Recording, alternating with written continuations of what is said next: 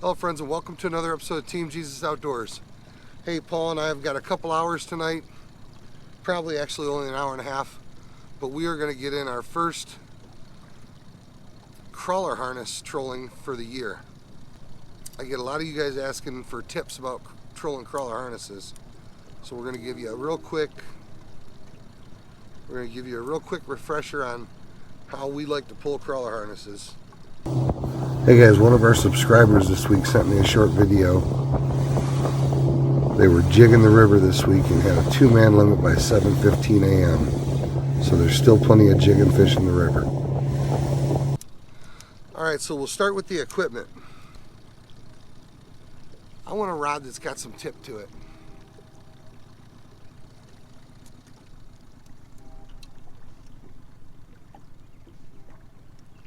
So for my money, I'm pretty happy with the old school ugly sticks. I don't like the new G2 ugly stick G2s as well.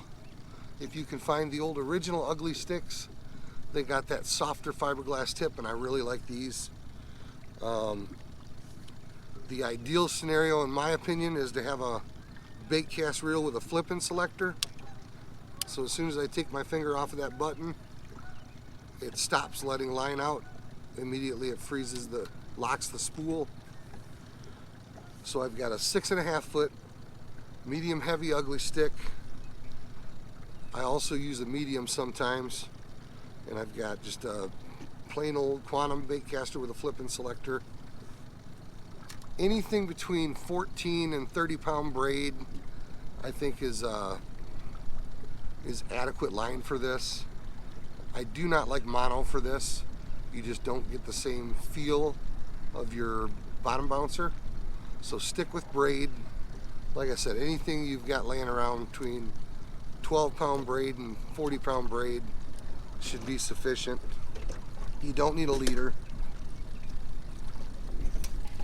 Here in the river, we've got a pretty healthy current, so we're using pretty heavy weights. I'll start with 2.5s and I'll go up to a 3 or a 4 as needed. But today with a north wind, I think we're going to be able to get away with 2.5s. So we have a bait cast rod with braided line tied to a snap swivel. The snap swivel is pretty important here. So we got bait cast rod, braided line tied to a snap swivel with a 2.5 to a 3 or a 4 ounce weight, and we're going to attach to that a crawler harness.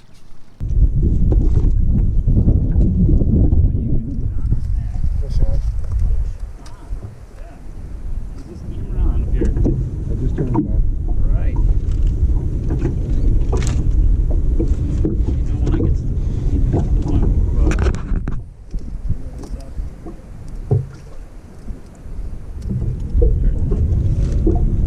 There it is. Just a youngster. Not gonna keep. Guess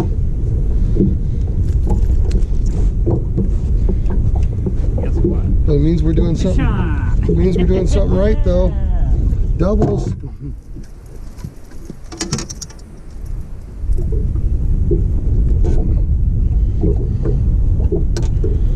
kind of hard to tell how big it is with this rod. Yeah, and that 2.5 ounce weight. You got that net handy?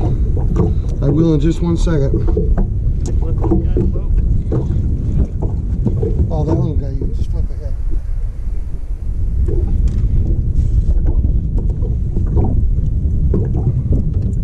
Well, that's a keeper. You want to keep them? Sure.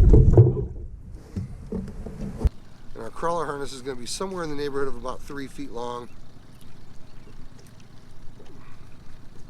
The ones that I tie myself, I tie them 3 to 4 feet long.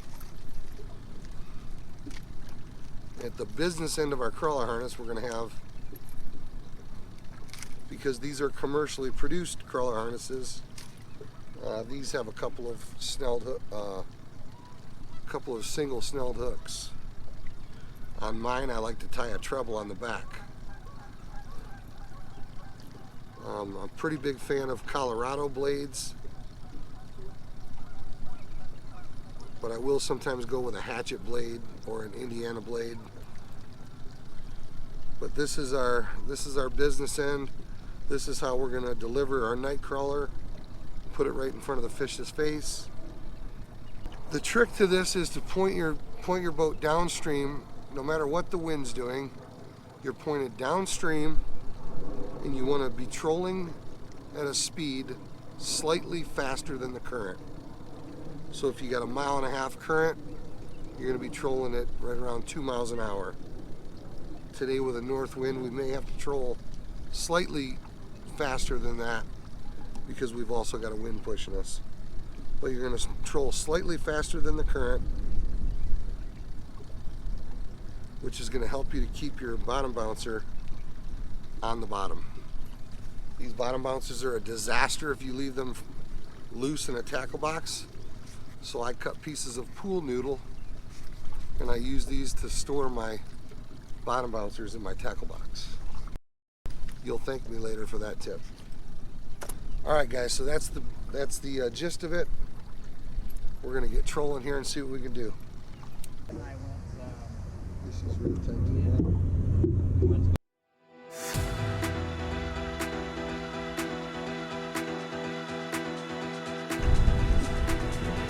There you go. Throw the pulse to him, are you?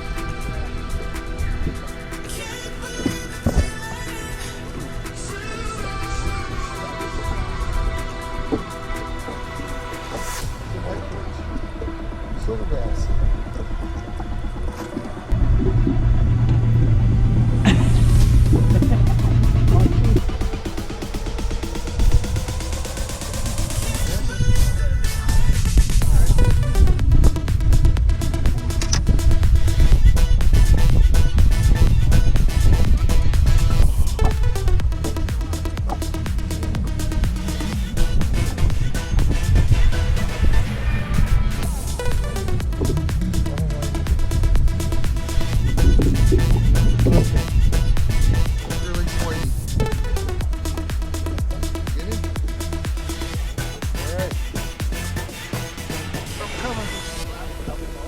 Coming.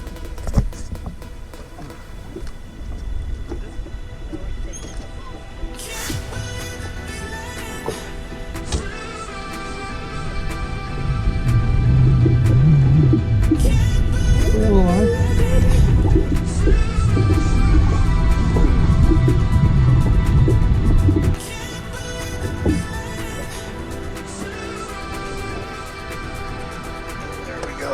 Fish on, buddy. Oh, this has got weight.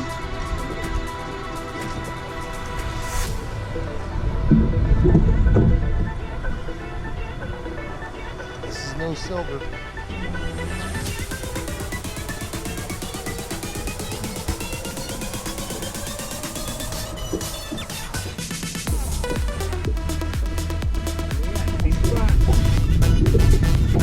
Oh yeah!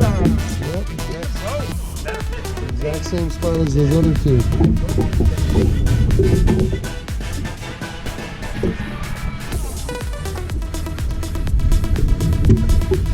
Little male. Hey.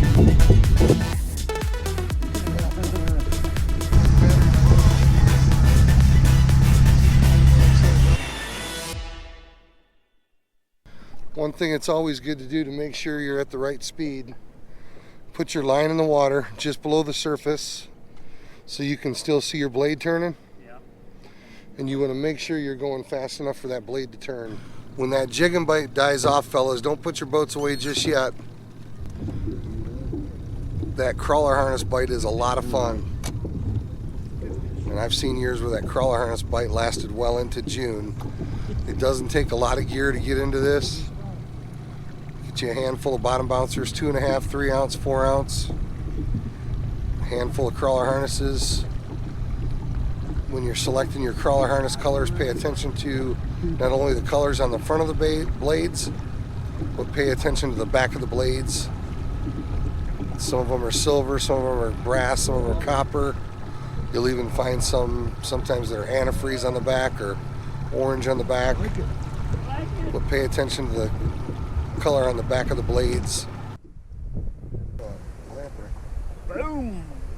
But invest in a little bit of bottom bouncer equipment. I've even got friends that use spinning rods. Personally, I'm not a fan of using spinning rods for this. I certainly wouldn't use my jigging rod for it, but maybe a little bit stouter spinning rod would work with 10 or 12 pound braid. But invest a few bucks in some crawler harness equipment, fellas, and point your boat downstream. Use your trolling motor to troll slightly faster than the current. You'll have plenty of opportunity to load the boat. Guys, thanks for watching another episode of Team Jesus Outdoors. God bless, tight lines. We'll see you guys out here on the river.